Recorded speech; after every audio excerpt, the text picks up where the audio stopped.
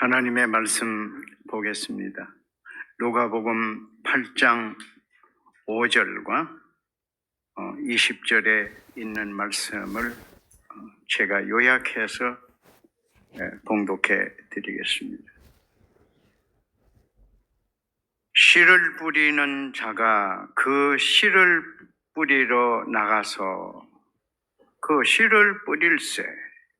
20절입니다. 들어는 좋은 땅에 떨어짐에 싹이 나서 100배의 결실을 하였느니라.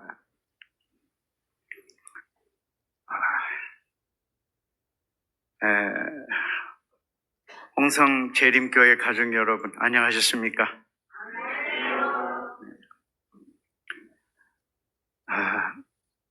감개무량합니다. 44년 전에 우리가 꿈꾸던 교회를 오늘 이 자리에 와서 보게 되니까 참 감개무량합니다.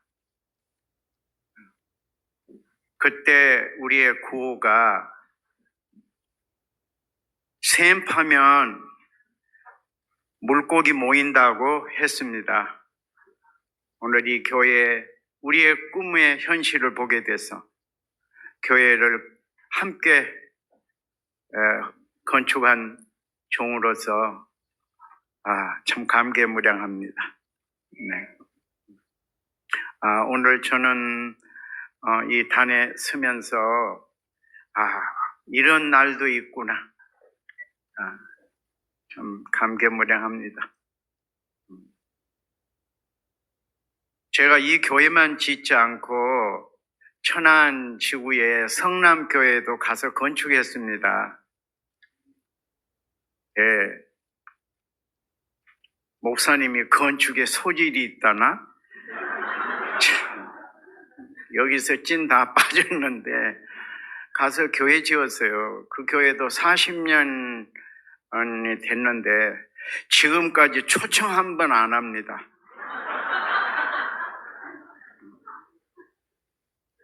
그래서 홍성교회는 아마 다행이고 너무 영광입니다.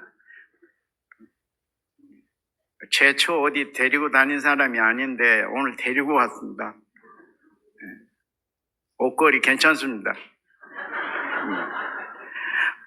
우리 성도님들의 사랑을 많이 받고 그래서 저희들이 열심으로 일했던 그런 추억이 있는 교회입니다.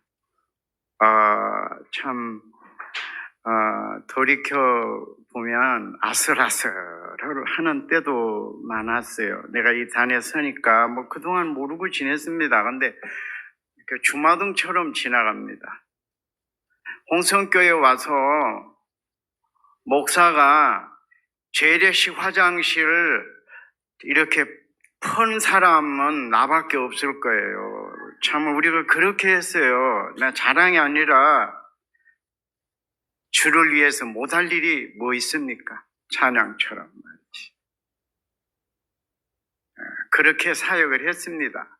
그 교회 버리고 팔고 이 교회 이렇게 했는데 정말 열심히 했습니다. 안식일에 설교 2번 했습니다. 제가 관리하던 교회가 이 홍성지구의 교회가 6개인가 7개 있었는데 안식학교 시간에 해미교회 가서 설교하고 버스를 타고 달려가지고 터미널에서 버스 타가지고 홍성 터미널 도착해서 이 교회 딱 들어오면 단에 서면은 10분 전에 교회 들어왔어요. 설교를 2번 했습니다. 그만큼 열정이 있었어요. 말씀을 그리워하는 분들 때문에 그까짓 거 못하겠습니까? 그리고 그런 즐거움도 있었지만 아슬아슬한 일도 있었습니다. 새벽에 교회 지니까 새벽부터 나와서 우리 교회가 청구로 맡긴 교회가 아니고 돈이 없으니까 우리 예산의 3분의 1이 인건비로 들어가니까 우리 자체 내에서 물건을 사고 사람을 사서 교회를 지었기 때문에 저도 주인의식을 가지고 새벽 눈 뜨면 와서 교회 물건 하나 누가 가져가나 살피기 시작하고 했는데 14톤 차가 들어왔는데 철근을 가지고 들어왔어요. 그 철근 받으라는 거예요. 그거 받았으면 큰일 날 뻔했습니다.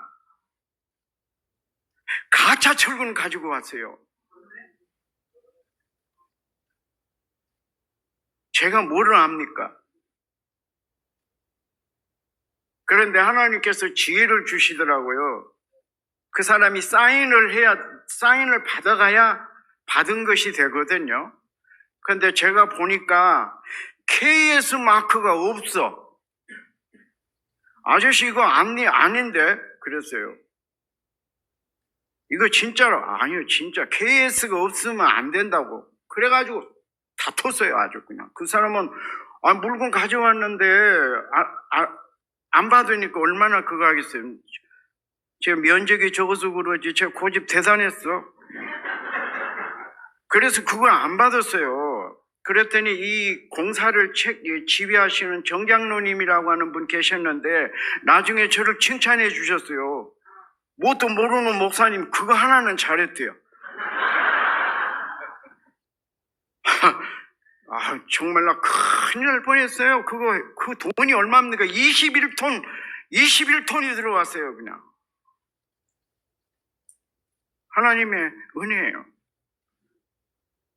우리 교회가 이렇게 된 것은, 제가 이렇게 된 것은 다 하나님의 은혜입니다. 예. 그 다음에 교회 기초, 기둥이 들어가는 자리에 일꾼들이 일을 안 하고 있는 거예요. 그러니까 속으로, 우리 교인이지만 일 안 하는 걸 보고 속이 열불나는 거예요. 그래서 쫓아가서 왜 이렇게 있냐고 그랬더니, 여기 온나무가 있어가지고, 온나무를 캐내야 되는데, 온나무인 줄 내가 뭔지도 몰랐어.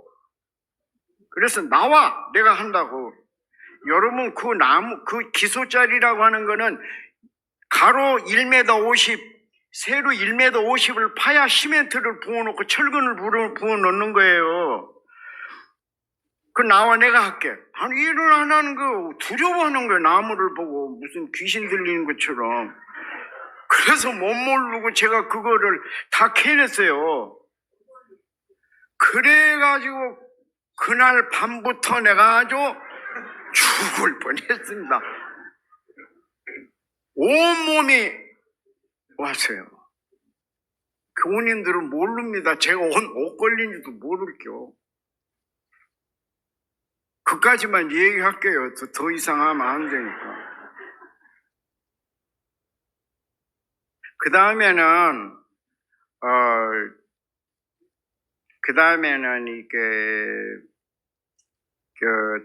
좀 미안한 게, 이제 우리 교우님들이 이렇게 콘크리트 치는, 바닥 콘크리트나 이게 치는 날은 다 나와서 했어요. 사람이 부족하니까. 근데 다른 날은 일을 하셔야 되기 때문에, 생업에 종사해야 되기 때문에 일꾼들하고 저희들이 그냥 진짜 진력을 다했습니다. 이렇게 우리가 해야 되기 때문에 정말 힘들었습니다. 근데 제초도 나와서 일을 했는데 제초 얼굴이 좀 안 좋았어요. 지금도 내가 늘 미안한데 막 배가 되게 아프다는 거요. 나는 일에 미쳐가지고 그것도 몰랐는데 안 되겠어. 그래서 우리 어머니한테, 여자가 아픈 거는 여자가 알 거 아니야? 그래서 어머니한테 전화했어요. 그랬더니 우리 어머니 광천에 사시는데 택시 타고 오셨어요. 그래가지고 우리 어머니가 택시 타고 어느 병원으로 갔는지 난 몰라요. 어느 병원에 갔는지. 그리고 양수 터질 뻔했는데 거기서 우리 딸을 출산했어요. 나 그래서 남편으로서 좀 자격이 없어요. 그래서 늘 미안하고 죄송해요. 이렇게 아슬아슬하게 보낸 날들이 기억이 납니다. 그 다음에 교회 이 마당이 깊었습니다. 예, 교회 땅이 아주 깊었어요. 그 흙을 어디서 가져옵니까? 그리고 공사하면은 일꾼들이 자기 일만 하려고 그러지 나머지 치닥거리 일을 누가 합니까? 아무도 못 하는데 정말 하나님께서 제 친한 친구를 하나, 친구도 아닌데 여기 무슨 고등학교 있죠? 홍성고등학교 말고 저게 홍주? 그 학교에 선생님이 한 분, 체육과 선생님이 한 분 있는데 그분을 만났어요. 그래가지고 그분하고 이렇게 친구를 했는데 그 선생님이 유도부 선생님이요. 대학 교수로 계시다가 제가 천안에 있을 때 좀 찾아오셨더라고요. 그런데 선생님이 유도부 학생들 20명을 보내줬어요. 날마다 보내줬어요. 그래서 교회에서는 빵하고 우유만 사다 줬어요. 그래가지고 이 사택 그 옆에 창고가 있습니다. 거기에 있는 창고의 흙을 다, 창고가 아니었어요. 그냥 그 흙을 다 끄집어내가지고 여기다가 깔았어요. 그 애들이. 그리고 거기는 보일러실이 된 거예요. 말하자면 공간이 생기고. 제일 못할 때가 이 정도였습니다. 그리고 그래서 노동력을 하나님께서 그 학생들이 몇 달간 도와줬습니다. 우리 교원님들 다 기억하는지 모르겠어요.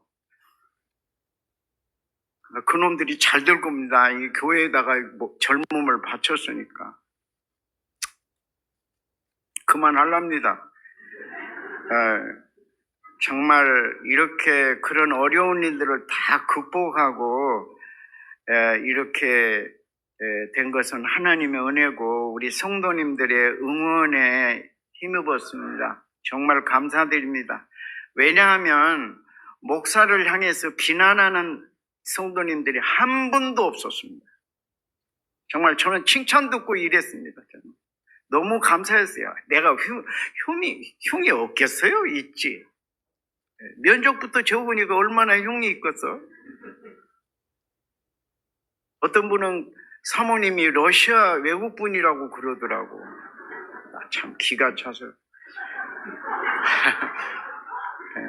그래서 우리 그 어른들 가운데 지금도 저희 가정에 용기를 주시는 분이 계셔요. 얼마나 감사한지 모릅니다.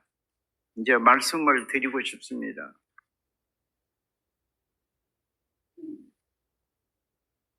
마태복음 10장 20절에 보면 말하는 이는 너희가 아니라 너희 속에서 말씀하시는 성령이시니라 그렇게 말씀하셨습니다. 이 시간에 주인은 성령님이십니다. 성령이 오늘 우리 홍성 가족들에게 말씀해 주시기를 소망합니다. 교회 부흥은 하나님의 뜻이고 우리 모두의 뜻입니다. 선지자는 말하기를 우연이라는 것은 없다고 말씀을 하셨습니다. 오늘 하나님은 본문에 말씀하시기를 씨앗을 뿌려라. 그래서 거두는 것이다. 그렇게 말씀하셨습니다. 부흥의 결과는 하나님의 몫입니다. 그러나 씨앗을 뿌리는 것은 우리들의 몫입니다. 어제 저녁에 제가 경험한 3가지 부흥의 씨앗을 전해드렸습니다. 오늘 이 아침에는 마지막 한 가지 전해드리고자 그래서 오늘 주님의 뜻을 이루는 부흥에 대한 말씀을 마무리하고자 합니다. 오늘 이 시간은 우리 모두가 배우고 뿌려야 할 가장 좋은 부흥의 씨앗은 소통입니다. 소통이라고 하는 것은 막힘이 없이 잘 통하는 것입니다. 예수님은 이 소통으로 위대한 주의 일을 역사에서 이루셨습니다.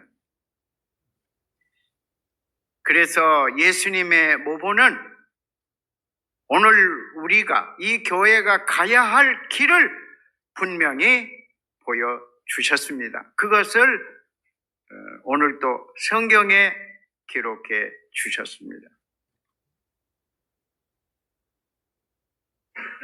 부흥의 씨앗이 뭐라고요? 소통이에요. 그래서 첫째, 성경에 기록된 예수님의 소통이 있습니다. 성경에 기록된 예수님의 소통은 예수님의 생각이었습니다. 시편 144편 3절에 보면 여호와여 사람이 무엇이간데 저를 알아주십니까? 여호와여 인생이 무엇이간데 저를 생각해 주십니까? 창세기 19장 29절에 보면 하나님이 아브라함을 생각하사 소돔과 고모라에서 롯을 구원했다. 시편 115편 12절에서 15절에 보면 우리는 주의 생각으로 모든 복을 받았다. 그렇게 기록되어 있습니다. 집에 가셔서 이거 반드시 읽어보시기 바랍니다.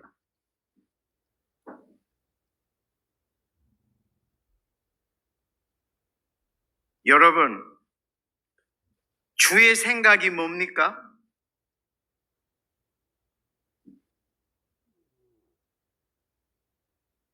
이거를 사자성어로 역지사지다 그렇게 말합니다.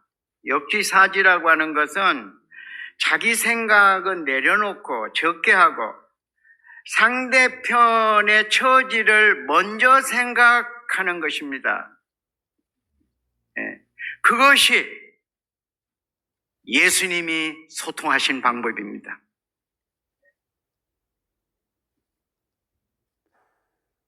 소통은 부흥으로 가는 길입니다. 질문하겠습니다. 아담은 배꼽이 있었을까요? 없었을까요? 예? 없습니다. 그런데 예수님은 배꼽이 있을까요? 없을까요? 왜 있습니까? 우리를 먼저 생각했기 때문에 자기를 내려놓고 성탄 아기로 우리에게 오신 것입니다. 그래서 예수님은 별명이 배꼽 달린 하나님이십니다.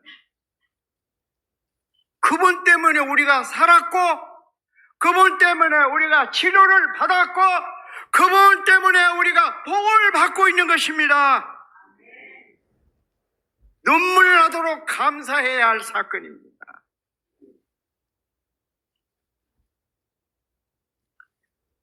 여러분, 하늘에 가서 하나님을 본다고 하는 분들이 많은데 그렇지 않습니다. 성령 하나님과 성부 하나님은 하늘에 가서도 못 봅니다. 사람이 볼 수가 없습니다. 보는 순간 제한이 와버립니다. 아시겠어요? 여러분이 저를 보면은 제가 제한이 돼버려요. 어디 갈 수가 없어요. 우리가 하늘에 가서 볼 수 있는 유일한 하나님은 우리의 배꼽을 가지신 예수님만이 볼 수 있는 특권인 것입니다. 사람이 되신 그분만이 우리가 볼 수 있는 하나님이십니다. 예수님이 오셔서 우리에게 하신 일이 뭡니까? 감옥의 문을 여셨습니다. 우리는 사망의 감옥에 있었습니다. 죽음의 감옥에서 지금도 벗어나지 못하고 있습니다. 감옥이라고 하는 것은 안에서는 절대 문을 열 수가 없습니다. 바깥에서 누가 와서 문을 열어야 감옥에서 죄수는 나올 수 있습니다.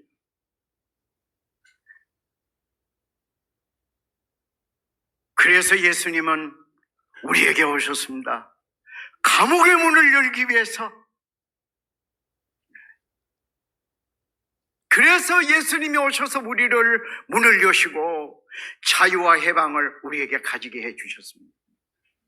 그분이 바로 소통하기 위해서 배꼽을 가지신 예수님을 오늘 저와 여러분이 찬양하게 되시기를 간절히 바랍니다. 부흥이라고 하는 것은 우연히 오는 것이 아닙니다. 부흥이라고 하는 것은 눈에 보이지 않습니다. 남의 마음을 훔쳐야 합니다. 상대방의 마음을 훔치는 것은 뭐냐? 경청하는 것입니다. 만나가지고 자기 얘기만 다 해봐. 상대방이 잘났네, 잘났어 이래버립니다. 소통이 안 돼요. 소통이 안 되는 교회는 무너집니다. 사람들이 떠납니다. 그래서 교회나 가정이나 잘 되고 복을 받으려면 여자의 말을 좀 잘 들어야 되겠더라고. 저는 자존심이 있어갖고 그동안 말을 안 들었는데 70 중반쯤 되니까 생존하기 위해서 말을 듣기 시작했습니다.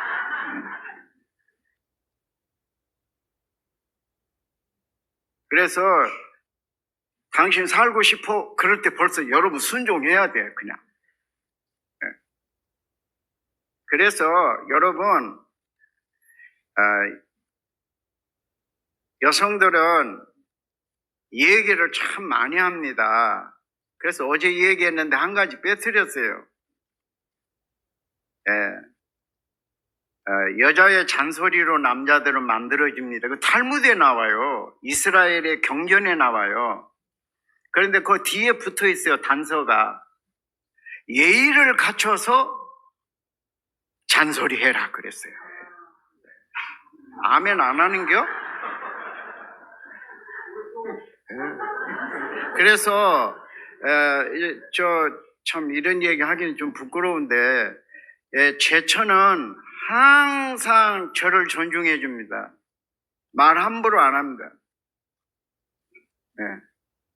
예의를 갖추어서 저를 사용합니다. 그래서 지금까지 데리고 삽니다. 그래서 남자들은 이해하셔야 돼요. 여성들은 그렇게 만들어졌기 때문에 하나님이 여자를 먼저 안 만들고 남자를 먼저 만들었어요. 그게 탈무드에 나옵니다. 이스라엘 탈무드에 나와요. 왜 그러냐? 여자를 먼저 만들었으면 지금까지도 아담을 못 만들었을 것이다 그랬어요.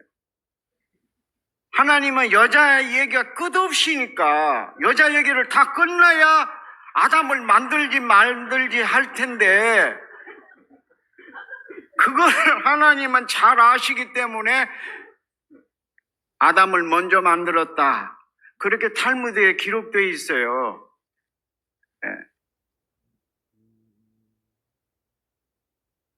탈무드에 보면은 아담이 먼저 죽었습니다. 930세 살고 죽었어요. 근데 그 탈무드 성경에는 930세고 하와는 일주일 후에 세상을 떴다 그랬어요. 예의를 갖추는 거예요, 그게.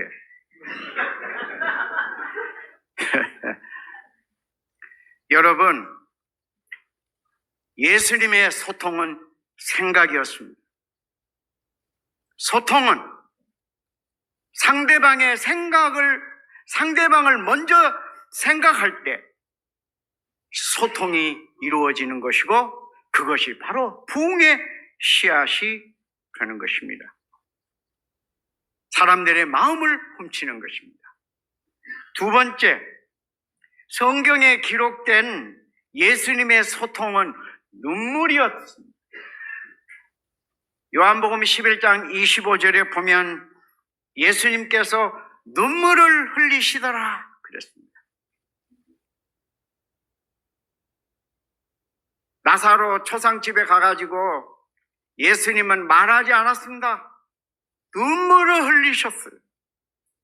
그 눈물이 그들의 마음을 얻게 된 것입니다. 이사야 38장 5절에 내가 너의 기도를 들었고 너의 눈물을 보았느니라 그랬어요. 계시록 7장 17절과 21장 4절에는 모든 눈물을 친히 우리의 모든 눈물을 친히 그가 닦아주시리라 그랬습니다. 여러분, 눈물이라고 하는 게 뭐냐 하면은 사자성어에는 없는데 제가 만들어 봤습니다. 역지, 감지. 상대방의 처지를 공감해 주는 것이 눈물이에요. 예.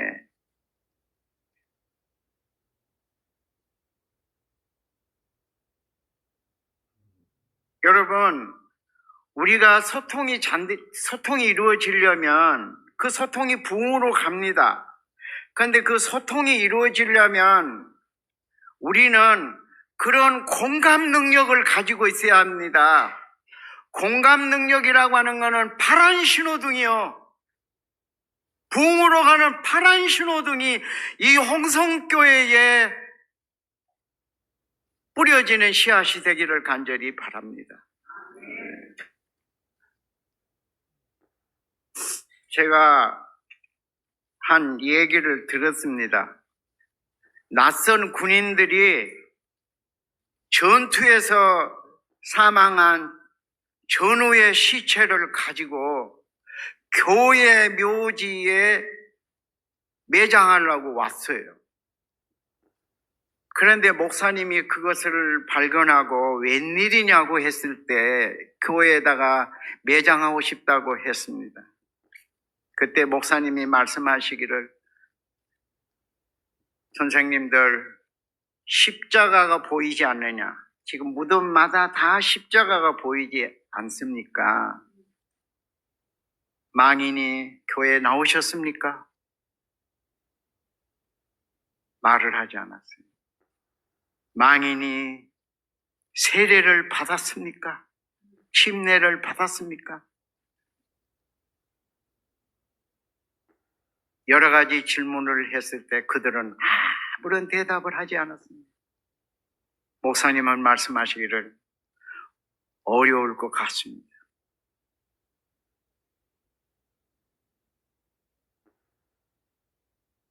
눈물을 흘리던 그 친구들은 할 수 없이 묘지 옆에 임시 매장을 하고 집으로 돌아갔습니다. 그날 밤에 잠을 자는데 목사님이 그들의 눈물을 본 그 목사님이 잠을 잘 수가 없었습니다. 그 다음날 군인들이 그 친구의 묘를 찾아서 다른 곳에 매장하기 위해서 찾아왔습니다. 그런데 친구의 관을 찾을 수 없었습니다. 묘지를 찾을 수가 없었습니다. 그래서 목사님에게 찾아갔습니다. 목사님이 뭐라고 하시는가 하니 관을 옮기는 것보다 울타리를 옮기는 것이 저에게 더 쉬웠습니다.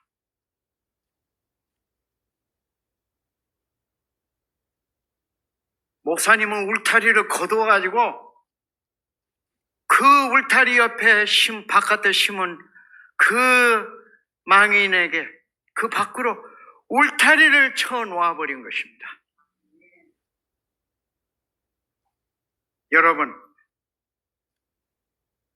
눈물의 소통, 그 결과는 어떠했을까요?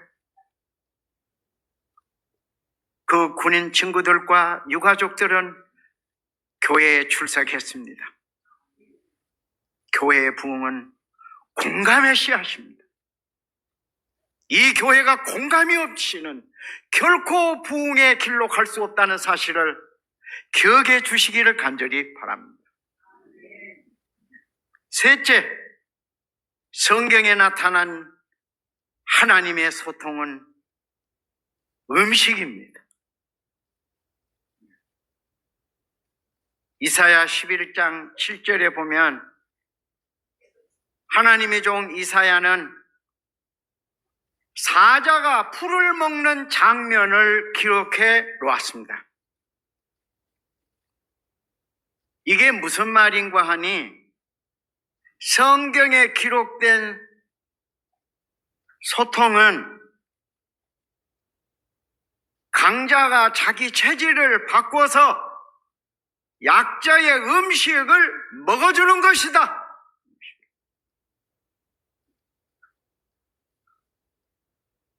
약자의 음식을 먹어주는 것을 사자성어로 역지식지라 그렇게 말할 수 있습니다.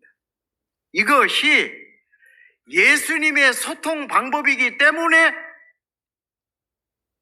기록해 주셨습니다. 사자가 힘이 있다고 해서 그 힘으로 누군가를 억압해서 누르는 것이 아니라 오히려 가장 약한 대상의 입장에서 그 음식을 나누는 것입니다. 이것이 홍성 재림교회 부흥에 있어서 가장 중요한 예수님의 소통입니다. 그 소가 뭐라고 말할까요? 네가 있어서 난 행복하다.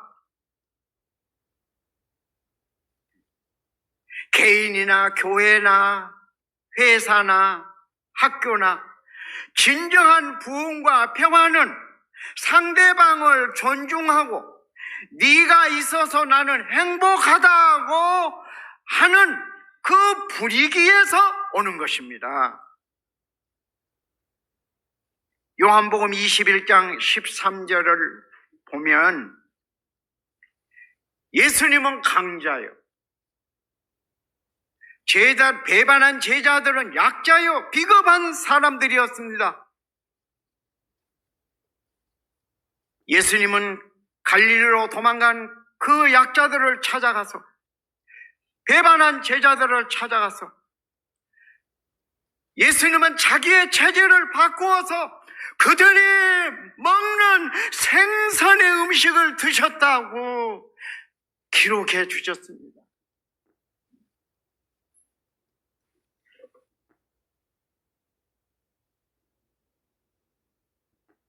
그것이 예수님의 소통 방법이었고, 그것이 그들을 돌이키게 하였고, 그들로 하여금 위대한 기독교를 세웠던 역사를 우리는 기억하고 있는 것입니다.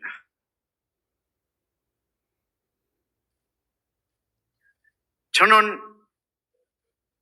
이 교회에 와서 짧은 시간이지만은 이 교회가 진정으로 제 꿈을 이루었으니 이제는 여기서 멈추지 말고 더 큰 변화를 이루어서 영혼들로 꽉 차서 하나님께 영광을 돌리는 홍성재림교회가 되기를 간절히 바랍니다. 교회 부흥은 우리 공동의 목표입니다. 재림이 우리 눈앞에 있습니다. 트럼프를 보나 세상 돌아가는 것을 보나 자연이 분노하고 있는 것을 볼 때 눈앞에 예수님이 다가온 것을 여러분 그 발자국 소리를 듣지 못합니까?